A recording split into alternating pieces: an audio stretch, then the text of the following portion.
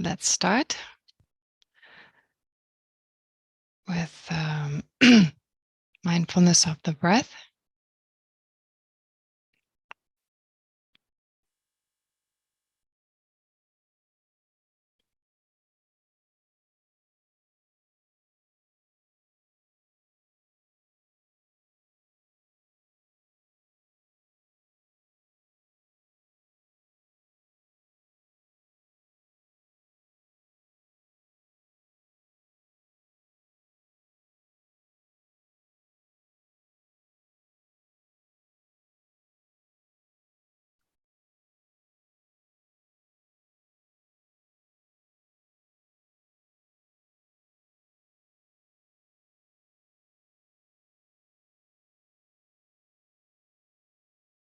And then visualize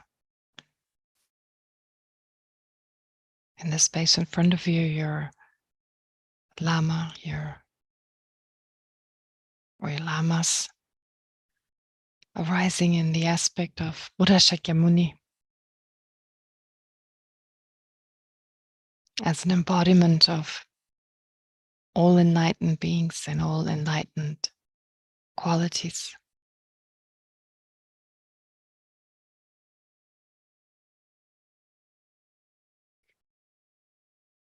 Seated in the full lotus or Vajra posture, wearing the robes of a fully ordained monk.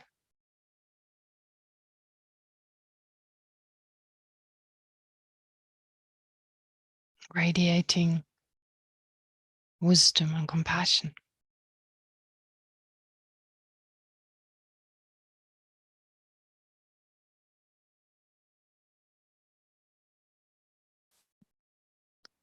And then think that you're also surrounded by all sentient beings.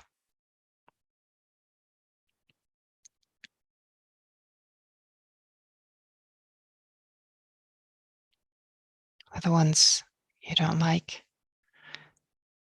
or who don't like you, right in front of you.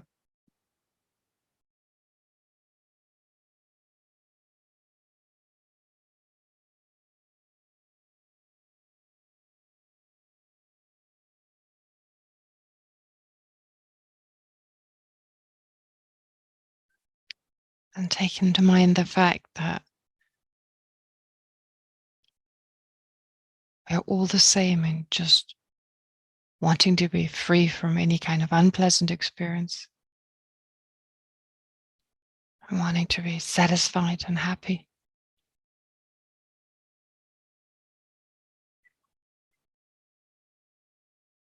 And remembering that I and others are merely labeled.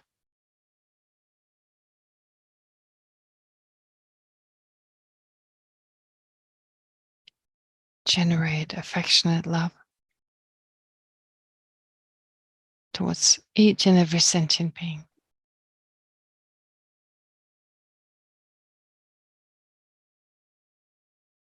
A feeling of closeness, acceptance, and sincere care.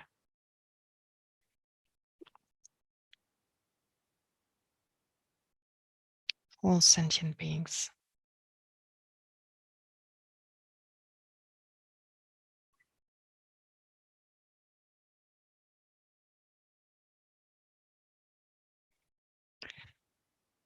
And then taking to mind the fact that sentient beings experience endless problems, endless difficulties, misery, pain,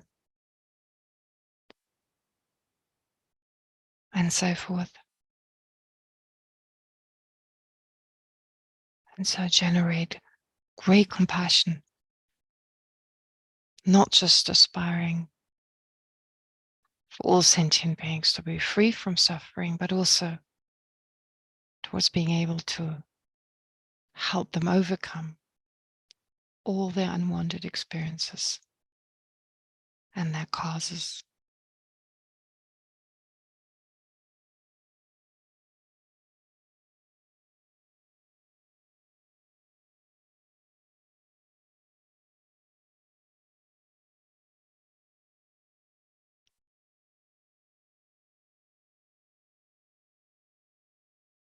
which then gives rise to the altruistic attitude that takes personal responsibility, being determined to do whatever is necessary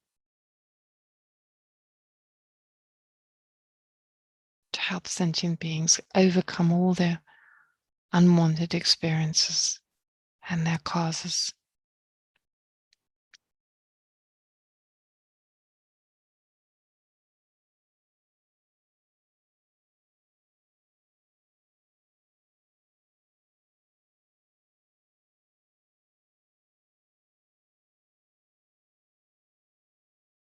And that mind then gives way to a mind of enlightenment, or the aspiration, or even determination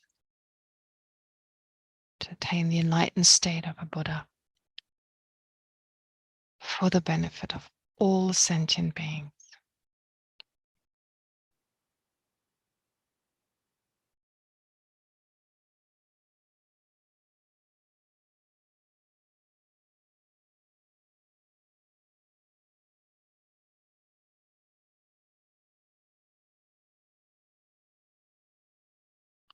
And so continuing to be aware of the presence of the Buddha in the space in front of us, and holding on to our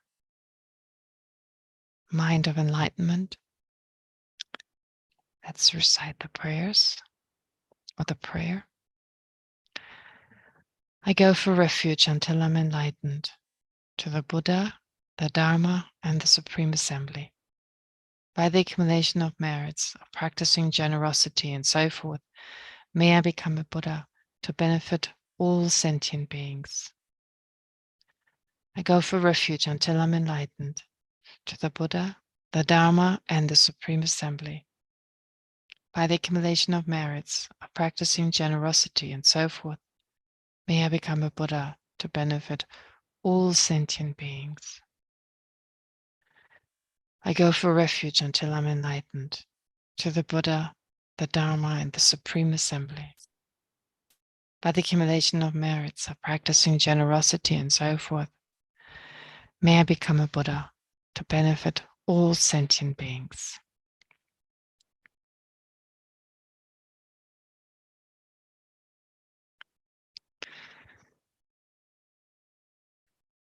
Okay, let me check whether it works. It says host disabled participant screen sharing. Oh. Did you try from the share screen, from the green? Mm-hmm. Yeah. And it doesn't allow you? It says host disabled participant screen sharing. It says that host, that's probably you. Try, can עשיתי את הקוסט. Try again, Geshe. Okay. Yep. Okay. That works. Great. All right. So we'll start with the Lamrim. Can you all see the Lamrim clearly? The outlines at least? Okay, I'll make it bigger. Yes, we can see. Okay, great. All right. So last time we went through the afflictions. Just a sec. Yep. Last time we went through the afflictions. Today, as part of the afflictions, secondary afflictions, no, I'm not going to go through them. That would take too long. But as part of the Lamrim outlines, well, what is the order of the afflictions we went through last time? Now, the order as it's described in the Lamrim texts is, for instance, well, you take ignorance and the view of the transitory collection. Although as part of the view and as part of the, well, as part of the non-view ignorance, and then the views, the 5 views, although ignorance can be described slightly differently, but here just thinking of ignorance the way it is we usually think of as a misperception. And then the view of the transitory collection. Those are basically the root. So ignorance in this case, or the view of the transitory collection being ignorance, being or being at least associated with ignorance, being conjoined with ignorance, as those two, I mean, in the sense that ignorance is a mental factor, the view of the transitory collection is a mental factor, and well, you could see them as the same mental factor or separately. I mean, there are different explanations on that, but the point is that there is this view with regard to the self existing inherently. That is the root. But it's not just the self, of course, that we apprehend to exist inherently. It's actually first the aggregates, mind and body, appear to exist inherently. There's the misapprehension, viewing them as inherently existent, so an inherent an inherent mind, an inherent body. And based on that, then the sense that there's an inherently existent I. And that inherently existent I, that sense of an inherently existent I, also or then gives rise to a sense of inherently different others. So I and others. There's the separation of I and others. So, for instance, in the second chapter of the Pramanavartika, Dharmakirti says, grasping at a self, you also apprehend others. And then discerning between self and others, then attachment, aversion, they arise. So in connection to that, all the suffering, all the misery occurs. So it shows that sense of, well, I inherent, first grasping at the inherent existence of mind and body, grasping at the inherent existence of the I based on that, giving rise to a sense of I and other being different, inherently different, not just conventionally, but inherently different, and attachment to I, self-centeredness, or my happiness, my well-being is more important than that of others, which then gives rise to, well, it is already a type of attachment, holding on to my happiness being more important. And then anything that benefits myself gives rise to attachment or leads to attachment. Then if it harms me, anger and aversion, pride, of course, pride, envy, and so forth. And then with regard to the views, the extreme views, well, first you have the view of the transitory collection. That then gives rise to a sense of, well, the I either always exists, it's unchanging. That's one view, one extreme view, or the sense that, well, if I die, or when I die, my I disappears. So we probably switch back and forth between those two extreme views. Considering, of course, my own views to be supreme, my own wrong views, to consider them to be supreme, and we hold many different wrong views. That in turn gives rise also to improper ethics and conduct, and improper conduct, which we consider to be supreme. And eventually, there are many different incorrect views, such as my actions don't have consequences, there is no liberation, my afflictions cannot be eliminated, and so forth. So that would be the order of these different afflictions, the order of their arising. And of course, it's not set in such a way that it's always that they always arise in that order. Sometimes, of course, some of the wrong views, they arise first, and then that gives rise to views holding on to the extreme and so forth. But just in general, that is their order. And then even more important, so to reflect on that, to give some time, does it make sense or not? Maybe read the Lamrim on that, or the different explanations on the Lamrim, especially the Lamrim Chemo. And then also to spend some time with the causes for the arisal of the afflictions. So what are the actual causes besides the cause as well, the root cause and so forth? But there are other ways of looking at the afflictive emotions or the afflictions by focusing on their causes. There are different ways of looking at the causes. So the seed of the afflictions, which refers to the subtle propensities, like our afflictions in a latent kind of state, in that the potential for them to arise is always there. That would be the seed of the afflictions. We carry them with us.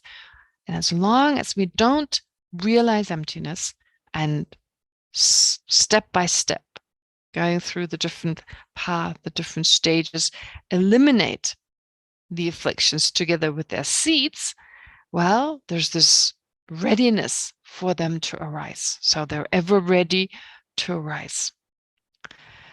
And how do they arise? Well, the seeds are kind of like the seed. That's why they're called the seed. So it's like the seed, it's that which then arises in the form of the afflictions, but you also need cooperative conditions. So just as you need moisture and warmth and nutrition and so forth, well, you need an object that stimulates the arising.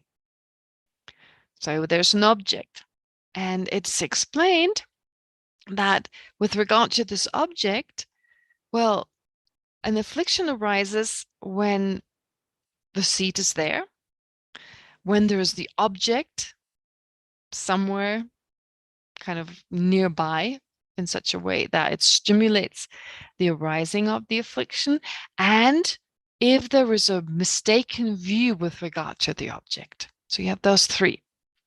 First, you have the seed. Without the seed, without the propensity, these seeds lying in a latent state, it's impossible for the afflictions to arise. And of course, they're objects. Let's say beautiful person, externally, internally beautiful person, we encounter them, and that gives rise to, well, desire, afflictive desire, and then attachment. They're slightly different. So desire, just wanting this object badly, feeling that I can't be happy without having that object. And then when possessing this object in the form of a relationship, well, in this case, yeah, like let's say a relationship, and then being attached, feeling I cannot be happy unless this person is part of my life, unless this person is my, I don't know, boyfriend, lover, and so forth. And what is the wrong view that goes along with that? We're not talking about the holding on to inherent existence and so forth, that anyway, but also the sense that this person gives me lasting happiness, that this person is pure, that they're physically, mentally pure. I see them as perfect at a certain point in time, at least. So from an emotional point of view, there's a sense this is a perfect person without faults. I can be only happy if I'm with this person. So all these improper views. And those three then give rise to the object. So they oftentimes described in the form of those three. So this I want you to think about. First, the order of these different afflictive emotions. Does it make sense? Do you recognize them in your own continuum? The afflictions, the first, those 10 here. And then also to think about the basis, the seed, the object, and the first two, just focusing on these first two, plus these mistaken views. So mistaken views, they're not mentioned in here, but try and recognize them within yourself. Of course, that's the whole point. Was there a time when exactly that happened? So it doesn't have to be with another person. It can be objects. It can be a relationship with another person, but in the negative sense of like disliking someone, the object of your dislike, another person, you meet them, there are lots of wrong views. This person is pure evil. They're through and through bad. They have no good qualities. There's nothing lovable about them, and so forth. Okay, so that's as part of the Lamrim focus or reflection, meditation, if you want to. All right, and then let's continue with the questions. So we still have some questions left from last time. Those are Jim's question.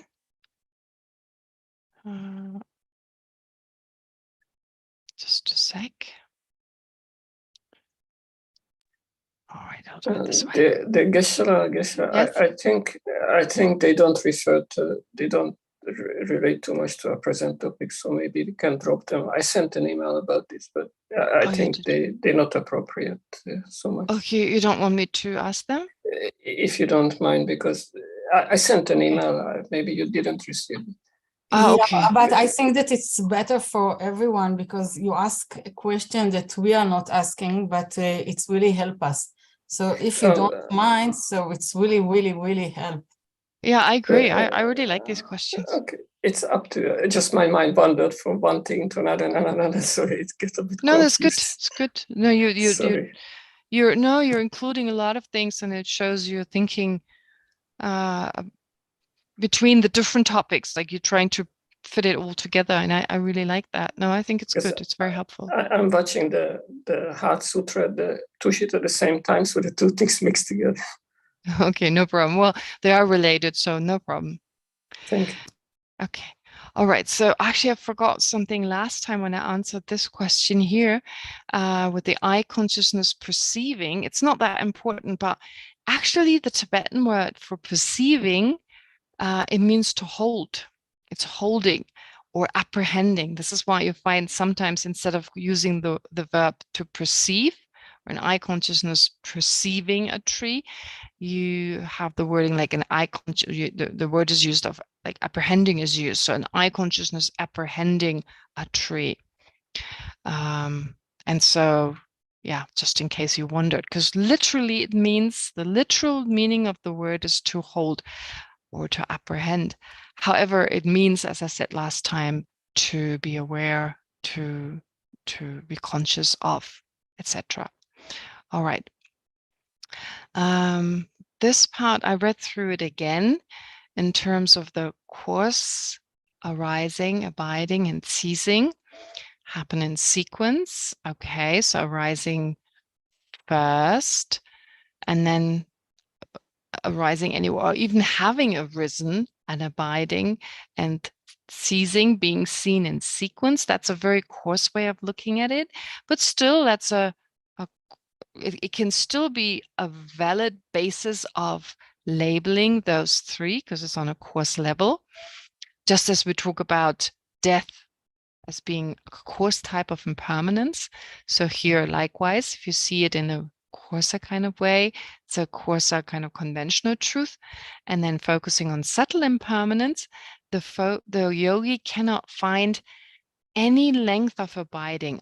There is a length of abiding in the sense that even if it's like, if like, for instance, the sprout is changing moment by moment, so no moment is the same as the previous moment, but conventionally we refer to each moment of the sprout as sprout. We continue to call it sprout. So you could say conventionally there is the abiding of a sprout. There is a length of abiding, but there's no unchanging length of abiding. So of course, at the same time, even if you have 10 moments of a sprout, you use the word abiding. There's a duration, or there's the sprout remains for some time, based on the fact that although each moment is different, each of those 10 moments are different, we can still call it sprout.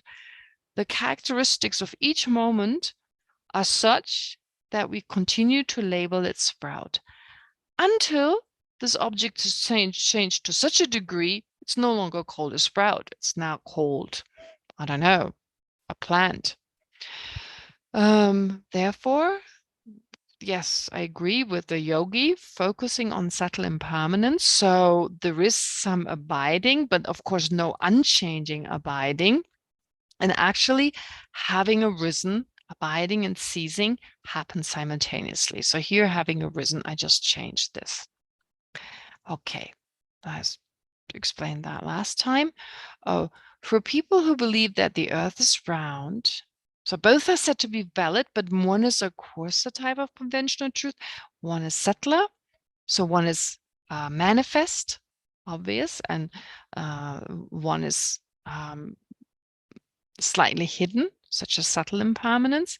So in that way, you can talk about, yes, conventional truth having these different levels, manifest, hidden, and slightly hidden, and very hidden. Actually, emptiness is also slightly hidden. But then there are manifest objects, coarse change, whereas subtle change is slightly hidden. And the subtle working of karma is an example of something that is very hidden. Another similar example, for people who believe that the earth is round, that is a conventional truth proven by direct observation and reasoning. But many people believe that the earth is flat, including myself. And for us, that is a conventional truth proven by more subtle observation and reasoning. Can both conventions be equally valid for different occasions? Well, in the end, one of those, from a Buddhist point of view, it can only be one of the two. If something exists, let's just take it in general, anything that exists, either it is round or it's not round.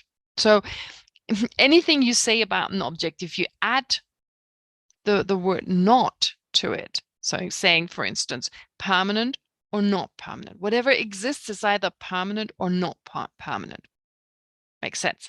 Whatever exists is a table or is not a table.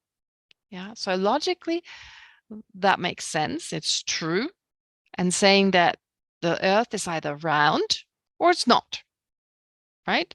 Whatever exists, either it's round or it's not round. So it cannot be both. On a conventional level, it cannot be both. So what we call round, having agreed, of course, on what round means, then we can determine, is it or is it not? So anyway, one of the two is right. And this is not a discussion about Earth being round or not, but let's assume so that actually in actuality it is flat. Then in that case, there are certain reasonings, there are observations and those reasoning that would establish that. But if that were not the case, if it were round, then the first would be the case. And I don't think it wouldn't be okay to say that it's both. It's impossible. So it's not the case that even though it's merely labeled, that phenomena are merely labeled, doesn't mean that everything is possible, because it's labeled on the valid basis of imputation. To say it's round, there's a certain shape. So either that shape is given or not. And if it's given, we call it round. If it's not given, we don't. Which is why it's not both. It couldn't be both. This is the case in terms of being round, but of course there are examples where something can be both, and it's totally dependent on the person's perception. For instance, being beautiful or ugly. If we look at an object, a piece of furniture, for one person, this is beautiful, it's very fashionable, and the other person would look at it and think, I don't know, it's old-fashioned or it's crazy or whatever. So in that case, both are valid. It is beautiful because from one perspective it's beautiful. It's also ugly. So in that case, both are possible. It's just a matter of taste. But being round or not, we agree on being round or not. We agree on that. And if the shape is given, if that shape is given, if the object is in fact has that shape, we call it round, and otherwise not. So both wouldn't be possible. The contradictions are not possible, although phenomena, I mean, on a conventional level, there are still contradictions, which means something cannot be both the two objects or the two phenomena that are contradictory. Okay, so unless you talk about different Earth, of course, but no, here we're talking about our Earth. Okay, a further illustration of a yogi. For common people, houses, cars, living beings, germs, bacteria, diseases, etc., they exist. All these are valid conventional truth.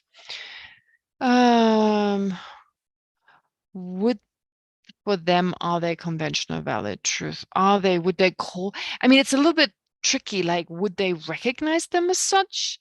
Because to recognize that something is a conventional truth, you first need to understand the ultimate truth. But we can say yes, without them understanding what a conventional truth is, but they're valid, they're existent phenomena. But for the yogi, single-pointedly focusing on the conventional nature of the mind, do all these exist? Okay, so focusing on the yes, yes. I would say no, because for that yogi, only physical sensations and mental states exist. That is too much chitta matra for my liking. Because chitta matra would say mind, really just mind exists, and everything else is just an appearance to the mind. I mean, they would even say physical sensations, they're just appearances to the mind. But from the point of view of the mind, sorry, the Prasangika school, the Madhyamika, and in particular the Prasangika school, mental states are merely labeled. Physical sensations are merely labeled. Likewise, the external world is merely labeled. That doesn't mean that the mind is not given great importance, but objects are just as important, because without objects, you wouldn't have a mind. That's important to understand. So you can only have a mind if there are objects to be perceived. There is no mind that doesn't have an object. And therefore, both are equally important. There is a lot of emphasis in Buddhism on the mind, but it's not saying that other objects are less important. It's just because we do not focus on the mind enough. To give you another example, typical in Buddhism, there's a lot of emphasis on the welfare of others, on the well-being of others. Does that mean our own well-being is not important? Not at all. What is more important, others' well-being or our own well-being? It's equally important. So why is it emphasized less? Why is our own welfare emphasized less and the welfare of others is emphasized more? Well, simply because since beginning this time, we've only been concerned with our own well-being. We've fallen into one extreme. And so to kind of find a balance between that one extreme, and I'm just moving my body kind of like on the balance beam, so me, we're focusing on others to eventually find a balance. So similarly, we are obsessed with the external world, external objects, object of gratification, and so forth. So the mind, we don't pay much attention to the mind and don't really perceive. I mean, we have the sense there's this objective world out there and we perceive it exactly the way it exists, and our mind plays no part in it. That is another extreme. So to understand that the mind is very much involved in that, very, very important in our perception. Therefore, there's a lot of emphasis on the mind, that our happiness does not come from external objects, but really comes from our mind. To focus more on that. That doesn't mean that only the mind exists and external objects don't exist, or objects other than the mind don't exist, because that wouldn't make sense. I mean, there are objects we perceive, they're valid objects, therefore they exist. They're conventionally existent. And just as the mind is merely labeled on the basis of it experiences each moment of an experiencing entity, we call it a mind perceiving, we label mind perceiving a vase, for instance. None of these sub-moments actually perceives the vase. A single moment, it's impossible, just a single moment. But them together, based on that, we label mind perceiving vase. And this mind consists of parts: the appearance of the vase, a realization or the apprehension or the perception of the vase, and so forth. Based on all these different aspects, we label mind. Just label. Physical sensations, merely labeled. External objects, merely labeled. So it's not like in the Chittamatra school where there's just mind. But as I said, there's all the Chittabhatra school, the mind only school, saying there's only mind and that really exists and everything else doesn't. No. The Prasangika school moves away from that. But of course, the mind is not saying that the mind is not extremely important, but there's so much emphasis on this because, well, of course, because our well-being and so forth comes from the mind, but not only. I mean, it's not only in the mind, there are also other objects. I mean, the teachings, the Buddha, and so forth.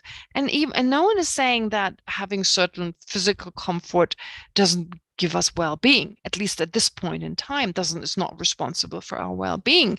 I mean, no one is saying if you practice the Dharma, stop eating and drinking, or stop enjoying whatever you usually enjoy. Okay, eating and drinking keeps you alive, but just stop enjoying objects. No one is saying that. But it's saying enjoy these objects, understanding what they are, and don't put too much importance, or don't focus on them to such a degree that you don't go beyond these ordinary objects and so forth. Yeah. Anyway, I hope that explains it a little bit. I seem to find reference to these different levels of conventional truth. Chapter 9. Well, Chittamatra explanation, yes, but not the Prasangika. But of course, the mind is very much emphasized. So it's just a matter of finding the right kind of balance. Okay, and then Buddha versus sentient beings. What are we? Also, that we are, no, sorry, that we are at present sentient beings is a conventional truth or not? Yes, sentient being is a conventional truth. Yes, it is, he says. When we become Buddhas, will that also just be another conventional truth? Because even Buddhahood is not emptiness. Yes, Buddhahood is a conventional truth. When becoming a Buddha, aren't we just changing to a higher conventional truth? A subtler, subtler, what does subtle mean in this context? For ordinary beings, harder to know. So high in that way, like for an ordinary person, a subtler type of conventional truth. To know a Buddha, the qualities of a Buddha, for an ordinary person, that's more difficult. So as slightly hidden. Some qualities of a Buddha are extremely hidden to an ordinary person. So in that sense, higher conventional or deeper conventional truth, but higher, of course, also in terms of qualities, like a desirable conventional truth, something to strive towards, something to aspire towards. So in that sense, higher conventional truth, yes.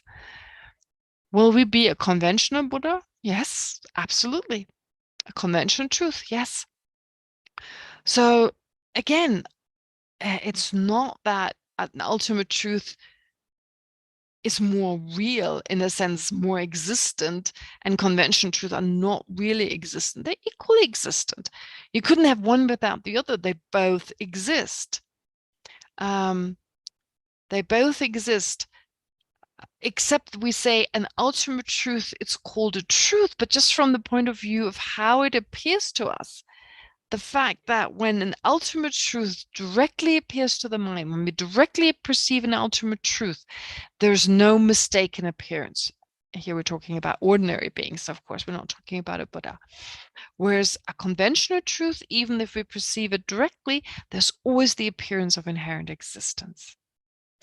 And so, therefore, we say an ultimate truth really is a truth, because of the way it appears to our mind. But that's just labeled on the basis, given the name of an actual truth, or giving the label of an actual truth that is based on the fact of how it appears to our mind, or what happens when it appears to our mind, and so forth. So it's all from the point of view of sentient beings. And a higher conventional truth, a Buddha is a higher conventional truth. Well, yes, from our perspective, again, we would label. And that's correct. Anyway, so yes, a Buddha is definitely a conventional truth. And a conventional truth, as I said, is just as existent as an ultimate truth, which is why there's no contradiction. All right. We can say more about it, but since the question doesn't go any further, I'll leave it at that. And how about true existence itself? Why can't we apply this even to true existence itself? It is a common belief in the world that everything truly exists as it appears, or as they appear, or not. And people live according to this belief. If we negate true existence, the negation of true existence itself seems like just another convention to me. Yes, it's conventionally existent. The lack of true existence, which is the same as saying the lack of inherent existence, that's conventionally existent. True, it's true. It's not a conventional truth. So the lack of true existence, or the emptiness of true existence, the lack of inherent existence. And of course, in this world, if you ask my mom, do phenomena exist inherently? I mean, I have to explain to her what inherent existence means. Intrinsic existence, inherent existence, what does it mean? But I'm pretty sure she'd say, yes, absolutely, inherently existent. So in this world, I guess most people would say phenomena truly exist inherently. So the lack of true existence, the lack of inherent existence, in other words, emptiness, it's just another convention. It exists conventionally. Absolutely. It exists conventionally. It's merely labeled. It's merely labeled. Even the lack of inherent existence of a table is merely labeled on the basis or independence on, for instance, a table. We say lack of true existence. I mean, we can talk about lack of true existence as we talk about table, but let's face it, when we say table, it's always a specific table, right? I mean, we can say table in general, but if I say I saw a table or I'm thinking about a table, it's always a specific table.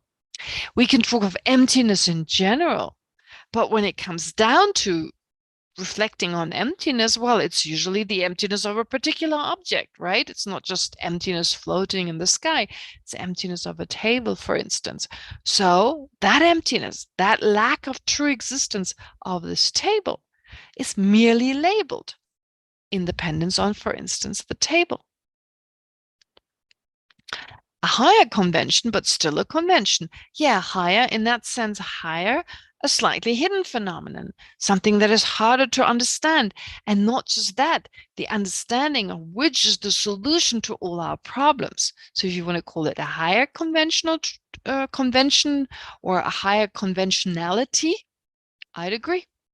It's not a conventional truth, but a conventionality or something existing conventionally.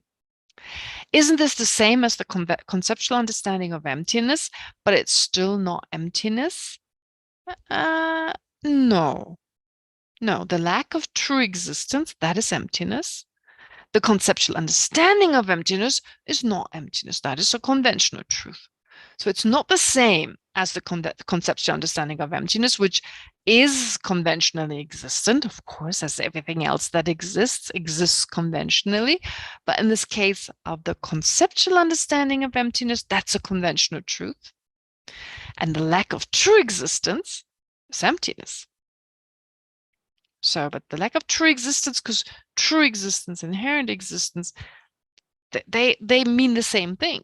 If you negate one, the negation of one is the negation of the other. If you understand the lack of true existence, you understand the lack of inherent existence, the lack of, I mean, the way truly existence, of course, is defined in the Buddhist context. If ordinary beings, what does true existence mean? That something exists. If you define true existence as being existent, well, then Buddhists would say true existence exists. But here we're using the word true existence to define a particular concept in Buddhism, and that concept happens to be inherent existence. Okay, I hope that's clear. So wouldn't emptiness be still beyond this and not expressible either conventionally or conceptually? No, it's not beyond that. It's expressible. I mean, it's just as expressible or not expressible as a piece of chocolate. All right, maybe a piece of chocolate is a little easier to understand when I explain it. But honestly, someone who has never eaten chocolate in their life, right? How are you going to express the taste of chocolate? We can say it's sweet. Okay, but that's how far it goes. Right? I mean, it's really hard to explain it. So emptiness, of course, it falls short in terms of being, you can never express it the way it exists, but you cannot express anything the way it exists. But of course, emptiness being subtler than the taste of chocolate and so forth, it's harder to express it, especially since we since the opposite of emptiness always appears to us. Right? The opposite of chocolate, it's not like we don't have that problem. I mean, it's not like the opposite of chocolate appears to us all the time. So therefore, emptiness Is emptiness still beyond this? Well, no. I mean, like I said, lack of true existence, if you use true existence to mean same as inherent existence, then the lack of true existence or the negation of true existence is emptiness. Of course, if you use it in a different way, oh, what this person said is true or not true, then we're using it in a way like in accordance with reality or not.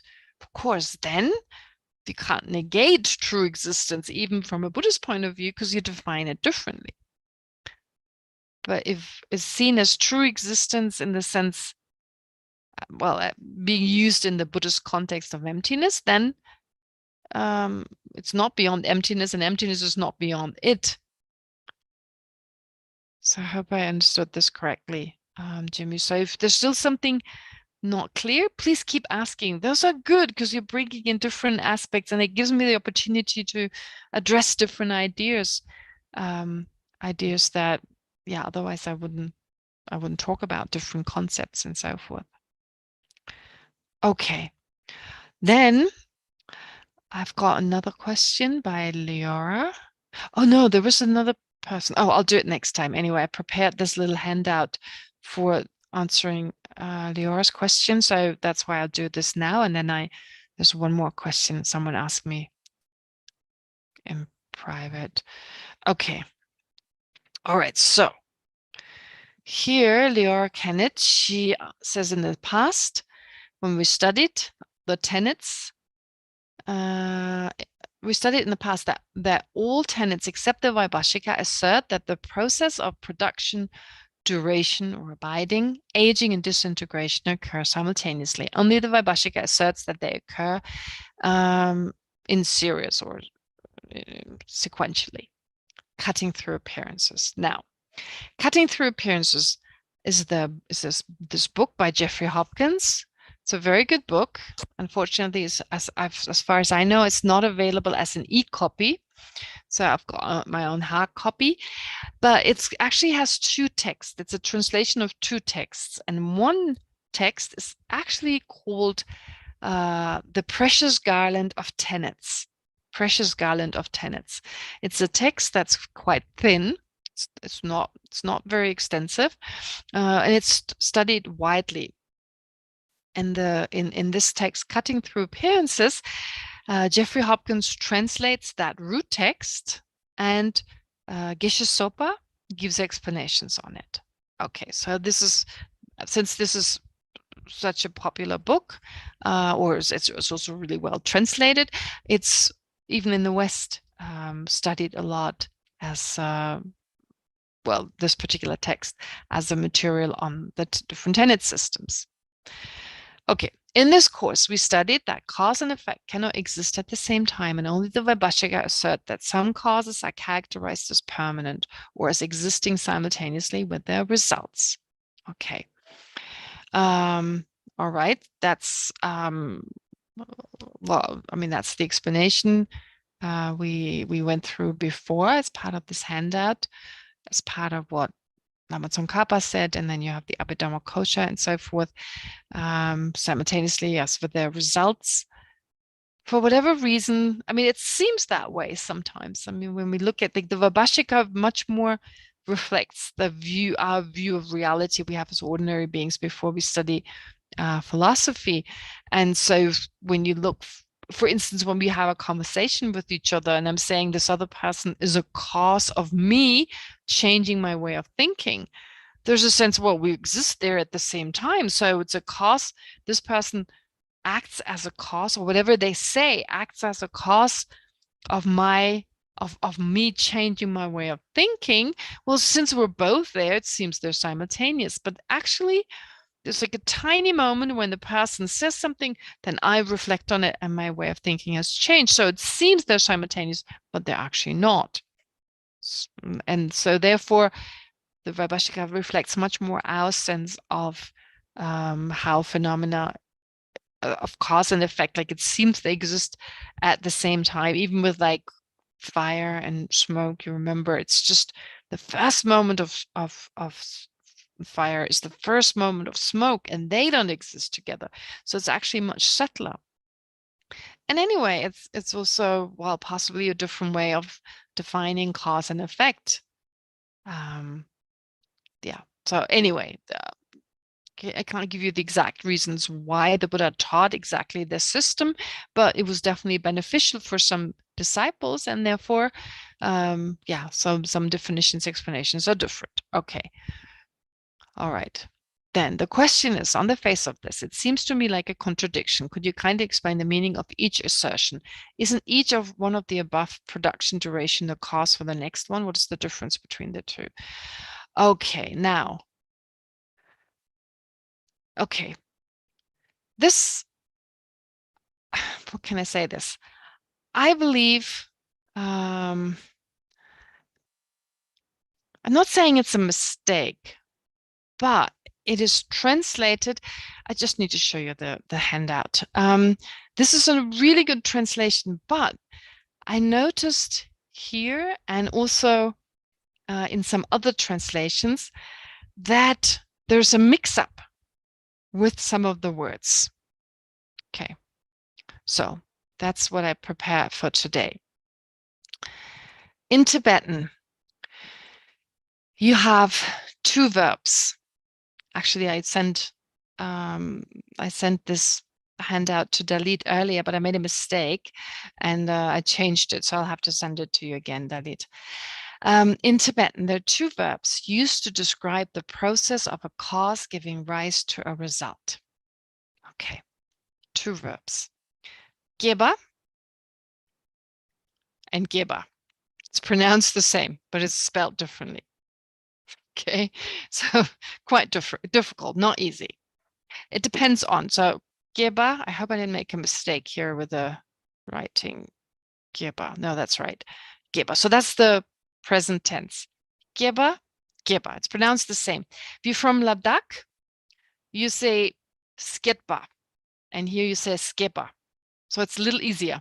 Sketba, here you say actually in Ladakh, they still pronounce the suffixes. The prefix and the suffix are pronounced. That's how ancient Tibetan used to be spoken. And in Ladakh, they still pronounce it that way. And when we debate it sometimes, often also in a group debate, it's easy to get confused because they're pronounced the same. So sometimes our teachers would say, they wouldn't say ske, they wouldn't say ske, they just say sketba or geba. And then you know, getba or geba. You pronounce the suffix here. But ordinarily in like the central dialect, you say geba, pronounced the same. You could also add a little syllable in terms of the past. You can, in order to, no, in this case, sorry. In this case, it's got nothing to do with past tense and present tense. So this is just present tense in both cases. But being pronounced the same way, they can be confused. So you usually know from the context. And when you see it written, you know because of this letter here. And then the past, anyway, it's different. It's got a prefix here. This one doesn't have a prefix. Anyway, I'm not going to go into the grammar and so forth, but you see, they're very similar. They're pronounced the same, but they have different meanings. To produce, to generate, to give rise to. That's the meaning of geba. The meaning of this one is of geba, the second one without the without the d, is to arise or to come into existence in dependence on causes and conditions. Okay, so to arise in dependence on causes and conditions, or come into existence. Anyway, just talking about coming into existence, but here for an impermanent phenomenon. Those two verbs are usually used in the context of a cause giving rise to a result. And when you see it written, you always know. The first one is a transitive verb, because it only makes sense if it exerts its action on an object. It's only in relation to an object that it makes sense. So to produce something, produces the sprout, for instance. The seed produces the sprout. It generates the sprout. It gives rise to the sprout. That's it's a transitive verb. This one is an intransitive verb because it makes sense without an object. To arise. So the seed arises. Okay, so there are these two verbs. In Tibetan, you don't have exactly that. Well, you have a similar explanation, transitive verbs, intransitive verbs. Anyway, yeah, so it actually makes total sense. This is important. And when you study this, usually you know the spelling, and you know that when there's, for instance, in this case here, the past tense, if there's a suffix sa, you know this is the past, this is the present, okay? The future tense, okay, it's the same as the present tense, but there's usually from the context no confusion. All right.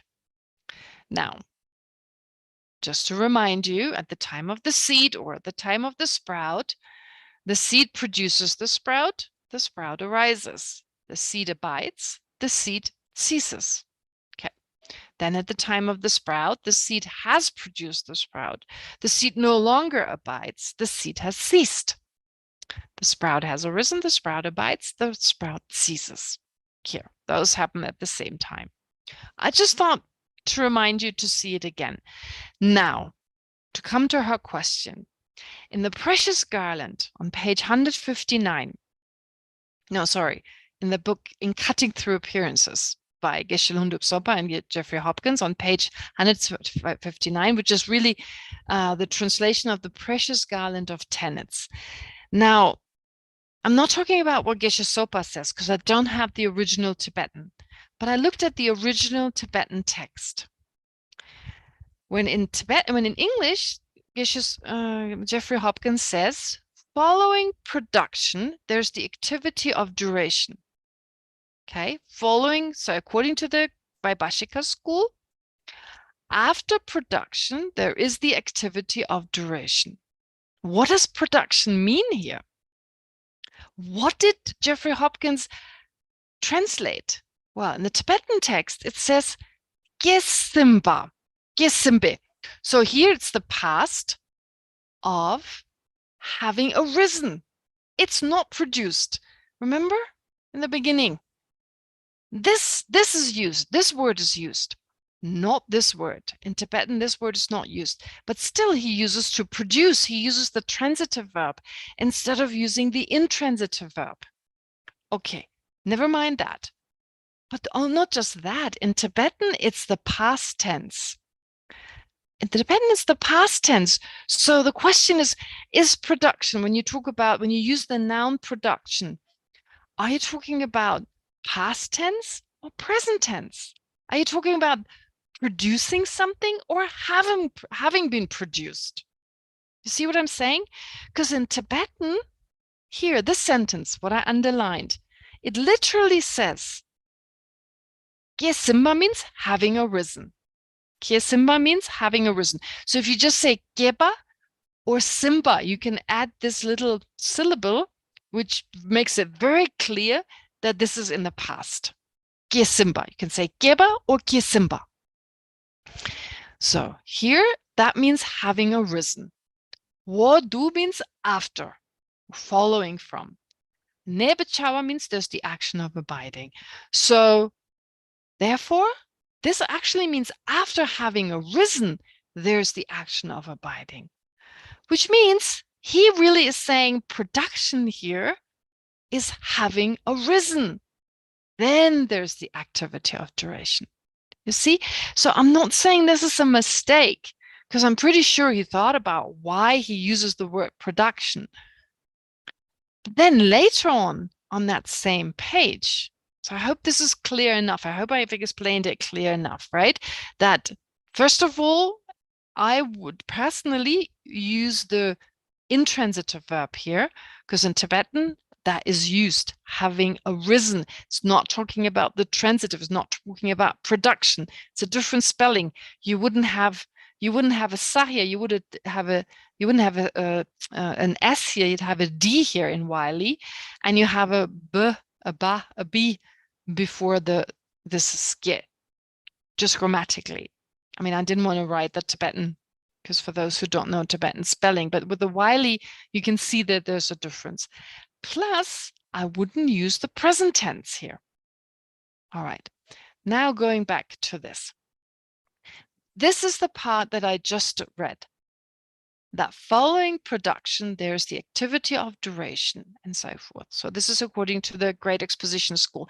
This text, this passage, I could check back with the Tibetan. I could take the Tibetan text and go, what does it mean with production here? And as we've seen, I'm just saying, personally, I would have chosen the word having arisen.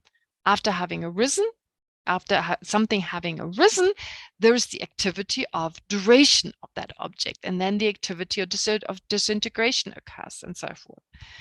All right.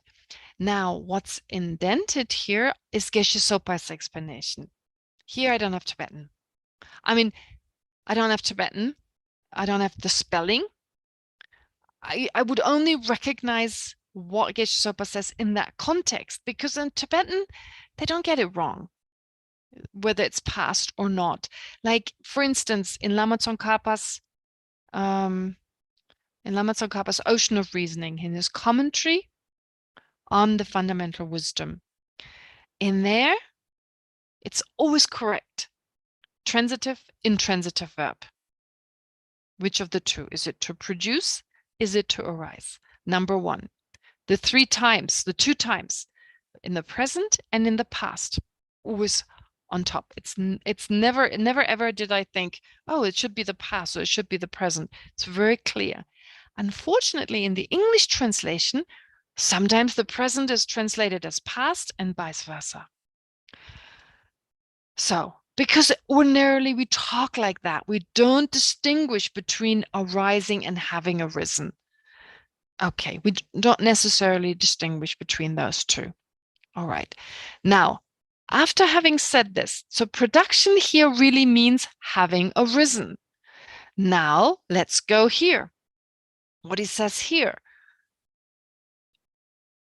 The Great Exposition School, in all systems except the Great Exposition School, that which is produced, Now here he uses the transitive form of is, not was produced, which would be having arisen, but is arising. Here is produced, he uses is arising, is produced, is that which abides and that which disintegrates. But actually, since production previously referred to the past, production here was the past. It was translated as the past. I would assume that Geshe also explained here, that which has arisen is that which abides and that which disintegrates, right? That's what I said right from the beginning. So if production, as he uses here, production, he uses the present tense, but as here in the Tibetan, it refers to the past tense. I'm pretty sure in his explanation, Geshe Sopa here is saying, Gyesimba, which is the past, is that which abides and that which disintegrates. This is because production, or having arisen, is understood to be the having arisen of a new entity. But because if you hear Geshe Sopa speaking, you don't know, does he use the past or not? If it were written down, since it was here, it talked about arising only in the terms of the past. It doesn't speak of the present here. In Tibetan, it just talks about Gyesimba, which means the past. Then, and you don't need to add the Simba, but the Simba, it's clear. But in Tibetan, in spoken Tibetan, you don't necessarily use it. So here, Geshe Sopa actually talked about the past tense, but because it's pronounced the same way as the present tense, it wasn't clear to the person transcribing it. And then eventually, I think Jeffrey Hopkins, for some reason, he didn't use it. I'm not saying, I don't want to say it's a mistake, but for some reason, he put it that way. But if you go back to the original Tibetan, yeah. And also what I noticed here, there's a contradiction in here. All other systems hold that production itself, this sentence here, production itself is a cause or a sufficient condition for disintegration. So production is the cause of disintegration or of ceasing. Okay, I use the word cease. He used the word disintegrate. So production, which is the present tense, well, if this is used in the present tense, that is in fact the cause for disintegration. But anyway, whichever way you want to interpret it. So production here says literally, production is a cause for disintegration. Let's take a moment. That means production and disintegration don't exist at the same time. Because if something is a cause or a condition of disintegrating, it cannot be existing at the same time. But then the next sentence it says disintegration begins with and not after the very first moment of production. Huh? Production precedes disintegration because it's its cause. And here it says disintegration begins with the first moment of production. So in this part of the sentence, it says they exist at the same time.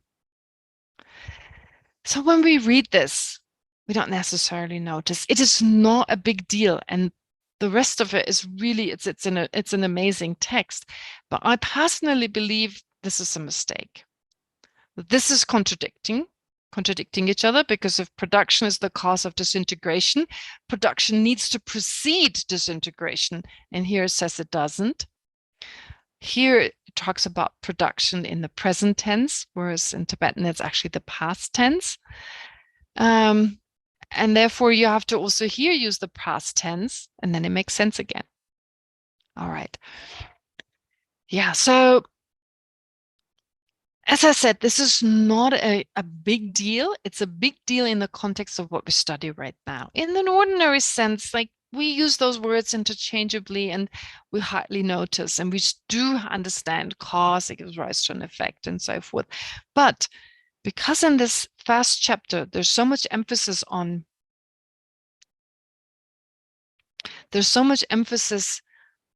what happens at the time of the seed, what happens at the time of the sprout. So we're using these functions, we're using these words, these functions. Why? I mean, we could just say seed, sprout. Yeah, but the seed does something. We need to understand, why is it a seed? Why is it a cause? It does something, it performs a function. And that becomes clear when we use these words. Okay, that's the function the seed performs. Having an object, of course, which is the sprout. So the seed actively does something. It produces the sprout. And the sprout does something actively. It arises.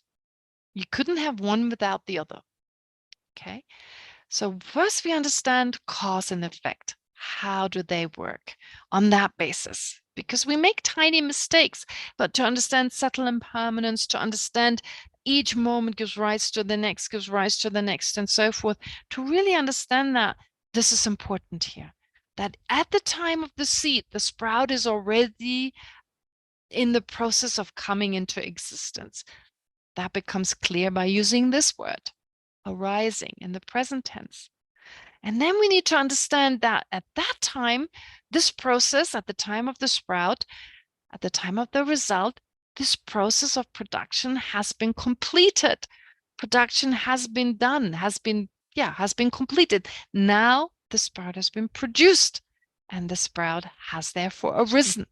So the seed has produced it, the sprout has arisen.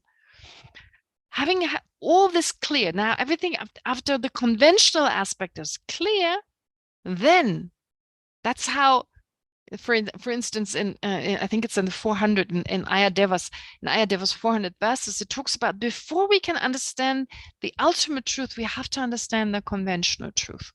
So on the conventional level, that's how it works. The mind, the objects, cause and effect, change, and so forth.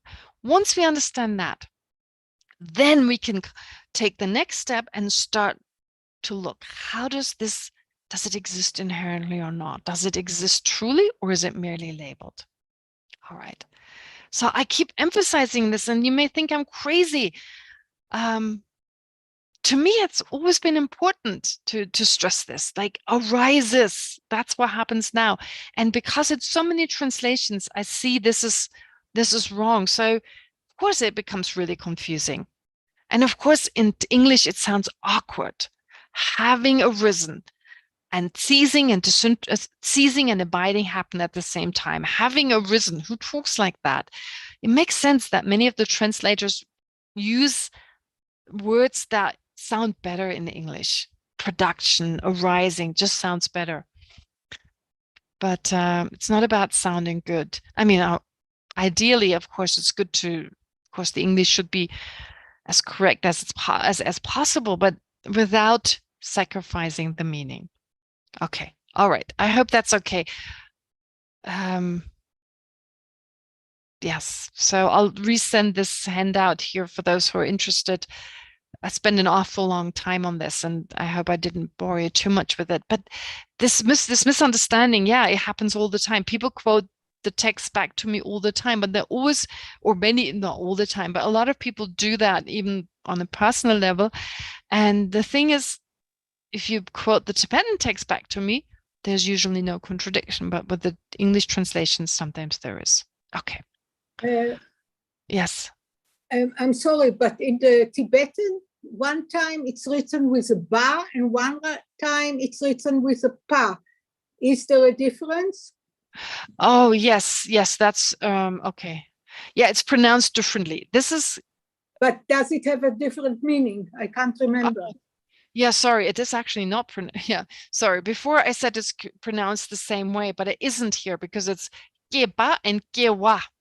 Okay. This is pronounced gewa and geba. I made a mistake. I said these are pronounced the same. No, this and this are pronounced the same. Here, the present tense of geba and the past tense of gebas. They are pronounced. No, sorry. What's the difference between ba and pa? Here, these two words, it shouldn't be the present. Geba and geba, they're pronounced the same. This is just grammatically. You wouldn't add a ba here, you wouldn't add a pa, but you would add a. Okay. Yeah. So it's it's pronounced gewa. This is just a little complicated. That's the grammar. Okay. Anyway, yeah, I made a mistake what I said earlier on. So those two are pronounced the same, I should have said. Never mind. It doesn't make any difference. I hope this is clear. I'm not sure Leora is here. May I ask clarification here, please? Of course. So in terms of subtle impermanent, where things are changing moment by moment, each of the moment, we are talking about two sub-moments. One moment of arising and the other moment of abiding and ceasing simultaneous. Yes. In terms of the same object, of course. Yes. Like, yeah. So X, Y, and Z. If X is arising, so X or whatever, the sprout arising precedes the sprout ceasing and abiding. Okay, so first you have, in my mind, there's a conundrum. If I think of abiding and ceasing simultaneous, I'm thinking about a partless moment. So they are occupying each other's space, so there can be no progression. But on the other hand, if I think about an actual abiding, not simultaneous with the ceasing, then the abiding there is changing, right? So the abiding has its own moment. So we are talking about moment of abiding without ceasing. So that seems to be problematic too. Okay. Either way of thinking about it. Okay, let me just make sure I understand correctly. You're saying there's a conundrum saying that the sprout abides at the same time as it is ceasing, right? Yes, because then it doesn't allow a duration. Then it becomes kind of a partless moment. Okay. If you say there's abiding, okay, I understand. If it were to, according to you, if it abides, that means that there is a time when it is the same in one moment. It is the same. It's not made up of other moments, that are totally different moment by moment. Is that right? We can't say that it's the same because we are talking about impermanent phenomena. That's why I say it is a conundrum in my mind. Yes, I understand. Yeah, if abiding and ceasing happen at the same time, then how do you get the progression of time? Oh, okay, I understand. Okay. Very good. That's a very good question. It makes sense. It totally makes sense. If abiding, yes, let me just go to this here, this picture. Okay. Here you have different moments of a sprout, right? So let's take this. These are 4 moments of a sprout, but we can talk about these 4 as sprout, right? Just say the sprout from the moment of its coming into existence until its last moment. We talk about the sprout. Now, this sprout, although it's made of sub-moments, we say while the sprout exists, and here we're talking about these 4 moments of the sprout, while the sprout exists, it abides and it ceases. Okay, plus it has arisen. Okay, so it has arisen, that's clear. It's come into existence. Okay, so it has arisen, it has come into existence. It exists, so we say it has arisen. It ceases. Okay, we can say it ceases. Why does it cease? Well, because it nears its own non-existence. At some point here, during this moment, it is no longer a sprout. Therefore, as it exists, it is nearing its own non-existence. And moment by moment, it changes into something else. So in that way, you can also say it ceases. It ceases to be the first moment. It ceases to the first moment ceases to be the first moment during the second moment. The second moment ceases to be, during this first moment, the first moment ceases to be the first moment because during the second moment it has ceased, and so forth, right? So we can say it ceases these 4 moments of a sprout. It ceases. Why does it abide? How can we say? So everything else makes sense. It changes, it ceases. But how can we say it abides? Well, for a simple reason. The simple reason is because during each moment, we call it sprout. During each moment, we call it sprout. So it qualifies, although each moment and all the sub-moments in between, I mean, this moment here consists of many sub-moments. So during all these sub-moments, again, it's different from each former and later moment. Each moment is different, yes. And still, it sustains a certain characteristic, or it has certain characteristics throughout this time, although it changes all the time. But those characteristics are still there that allow for us to call it a sprout.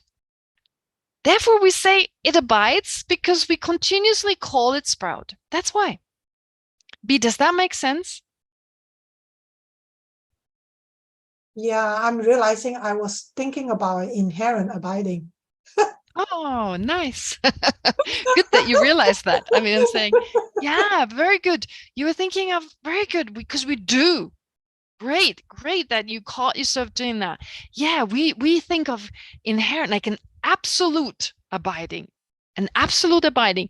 You're absolutely right. If there were an absolute abiding, it would be a partless moment in time. It wouldn't change. There would be this partless moment in time because it wouldn't change, right? It wouldn't consist of other moments. It would be unchanging. Very good. Here, we need to recognize that we just call it conventionally abiding because throughout all this time, we can call it a sprout. Great. I'm glad that you had that moment, B, because it's good for everyone else. We also have these moments where we have the sense that there's an absolute abiding. No, it's merely labeled. Okay. Huh? Is it 10 to... Did I... Oh, gosh, sorry. I spent so much time on these questions. Well, I wanted to because it gives me some time to prepare the new material. We have still a lot to go, actually, but yeah, I think it's a good opportunity to fill in the picture. I mean, to fill in some of the blanks that may exist. So just to stress a little bit, stress some of the aspects. Anyway, so it's time to meditate. There's nothing more I'm going to talk about today. Now, for next time, what I would like you to do is to read the material in preparation for next time. And if you have any questions, I won't spend that much time next week on the questions. I'll make it much shorter. But yeah, if you have any questions, even if you feel shy to ask them, well, you don't need to say your name, but the questions are always good. They always give me the opportunity to explain some other aspects or other concepts that are important for the understanding of this, but that otherwise I wouldn't explain. Okay, so maybe next time someone could point out to me when it's time to meditate. Maybe just give me a sign, because I always get carried away. Great. Okay.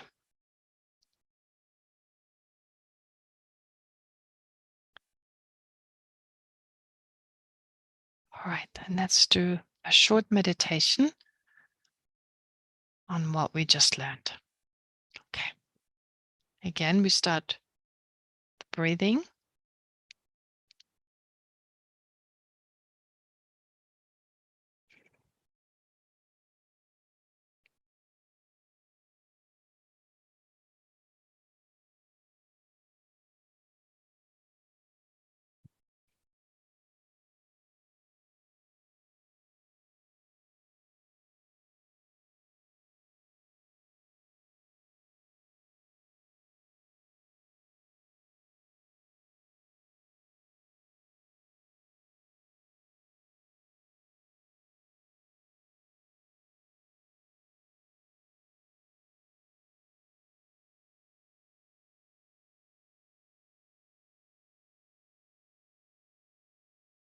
So then let's focus on subtle impermanence.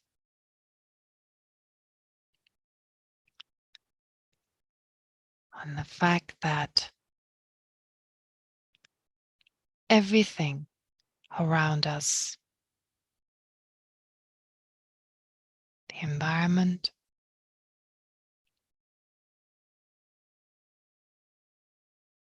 other people,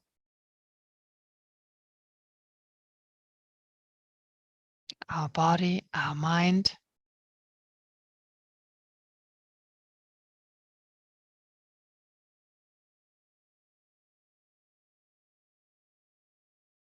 are all in a constant flux.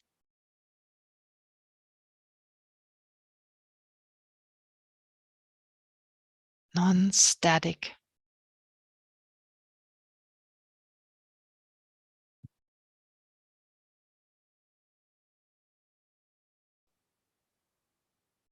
Consisting of moments which can be subdivided endlessly in even shorter moments.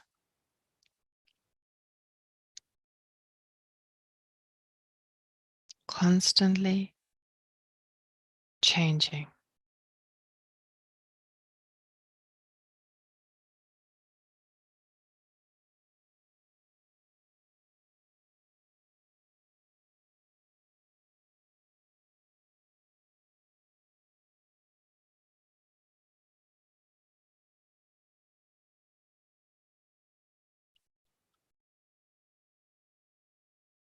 And ordinarily, if we don't consider subtle impermanence,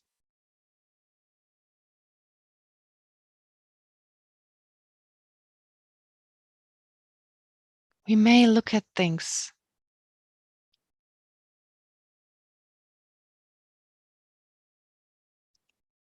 in a way that first they have arisen,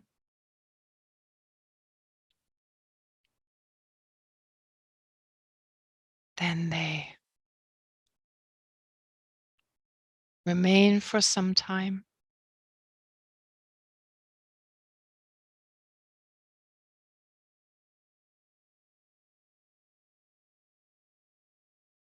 And then they cease.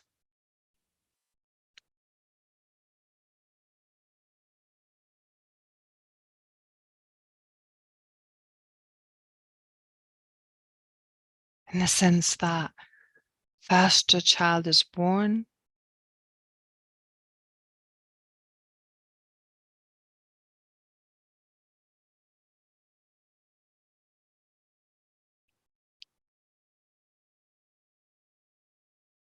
then it remains or lives, exists as a human being for a few years.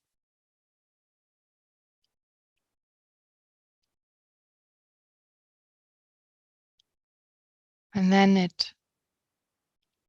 this person dies, goes through the process of death, ceases,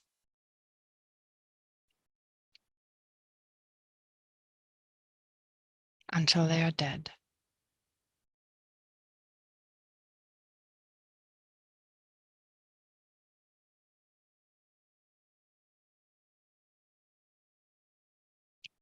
But that is just from the point of view of course appearance of phenomena.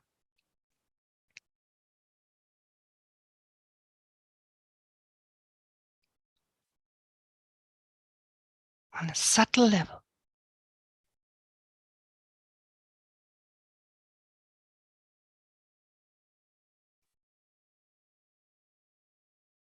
the moment it exists,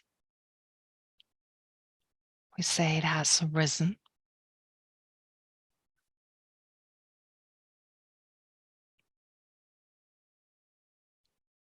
We label it has arisen.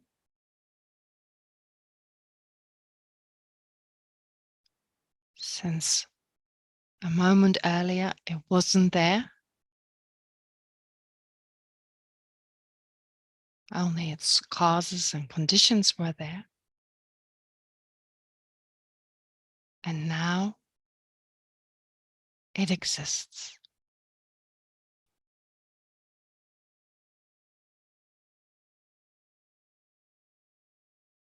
In dependence on all that, we label it has arisen.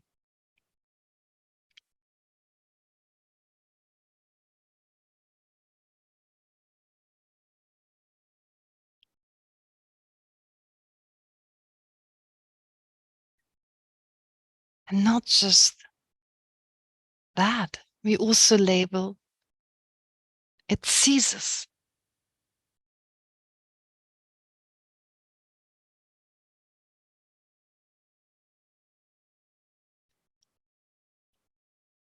It has arisen, it exists, and at the same time,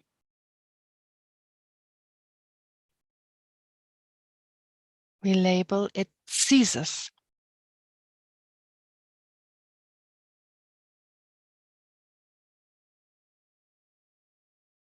Since it is changing moment by moment, made of endless sub-moments that all differ from each other.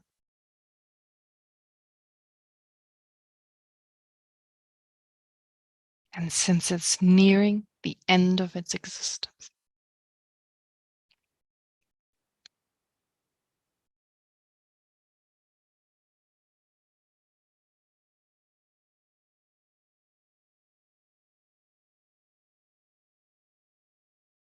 and we label it abides.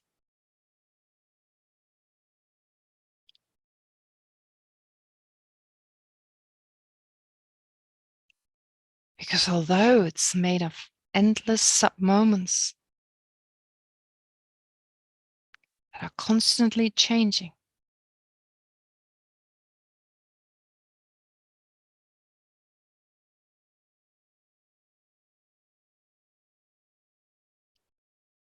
these moments are similar enough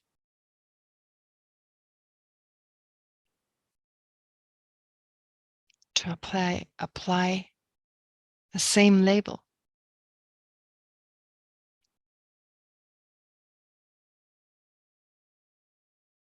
For instance, the label sprout.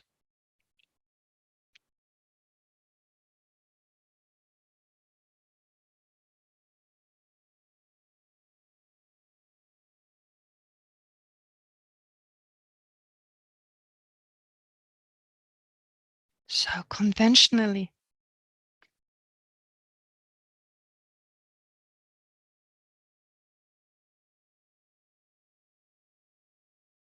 we can say that phenomena cease, have arisen, and abide at the same time.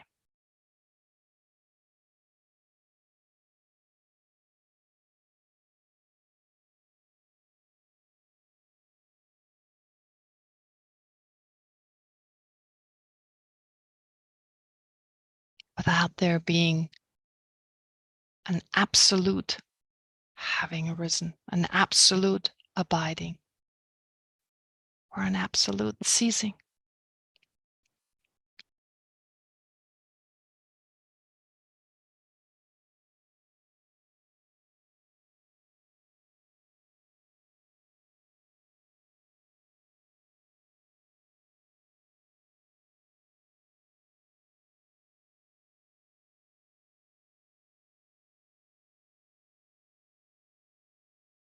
Also, every moment, conventionally, is the beginning of one thing and the end of something else.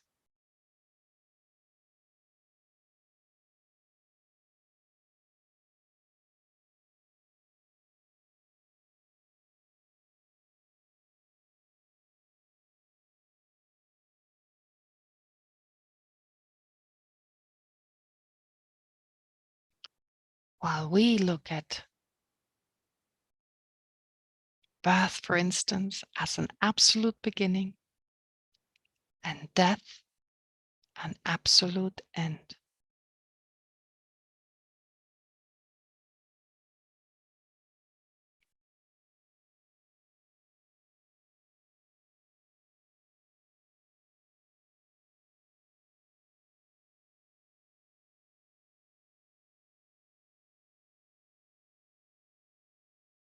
But even birth is the end of one thing and the beginning of something new.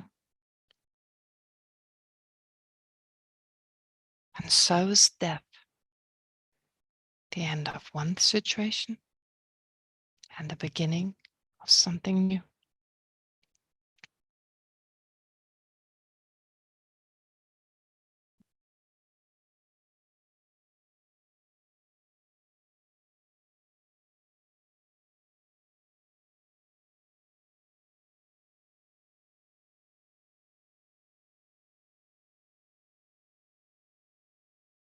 So now take a moment to single-pointedly focus on whatever insight you've gained by going through this short reflection.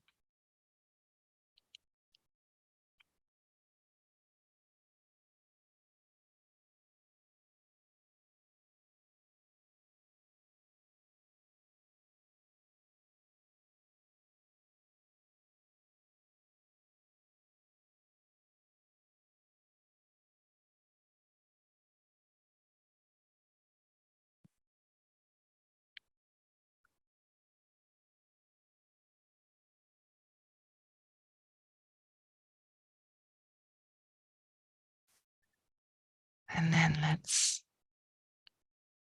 dedicate whatever positive potential we've accumulated today. Let's not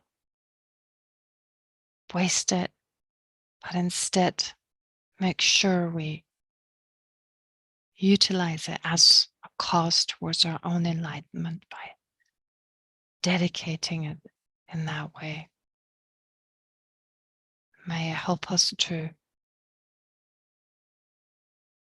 get a better understanding of emptiness, eventually realize emptiness,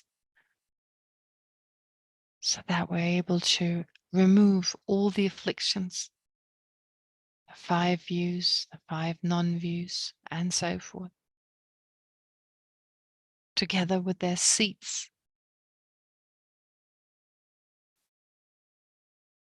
And their imprints, so that one day, hopefully soon, we will, for the benefit of all sentient beings, attain the enlightened state of a Buddha.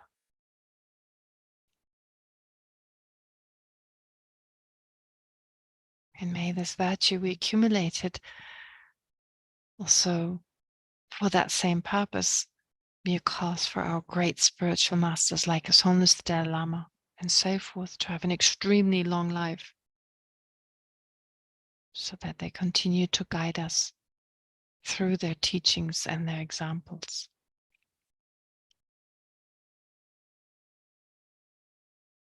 And of course, may that positive potential, however minor it may be, have a positive impact on our world right now, have a positive effect on those who are sick, like Geshe, Pali Lubin, and everyone else suffering from physical and mental illnesses. May they soon get better.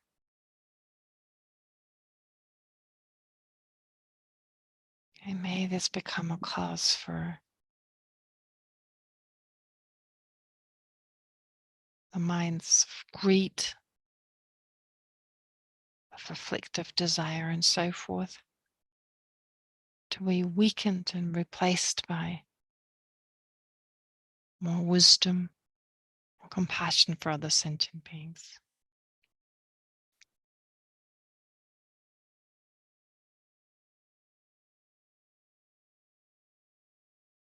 So let's recite the prayers together, keeping that in mind. Through the merits of these virtuous actions, may I quickly attain the state of a Guru Buddha and lead all living beings, without exception, into that enlightened state. In the land encircled by snow mountains, you are the source of all happiness and good. All-powerful Chenrezig, Tenzin Gyatso, please remain until samsara ends. May the precious Bodhi mind not yet born arise and grow. May that born have no decline, but increase forevermore.